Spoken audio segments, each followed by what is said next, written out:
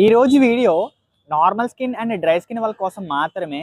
మన దగ్గర చాలా అంటే చాలా మంచి బ్రాండ్స్ ఉన్నాయి. ఆ మంచి బ్రాండ్లోంచి ఒక మంచి ప్రోడక్ట్ ఈరోజు మీ అందరి ముందుకు వచ్చేసాను. ఏంటా ప్రోడక్ట్ అంటే Foxtale dew sunscreen SPF 70 PA+++ మాట.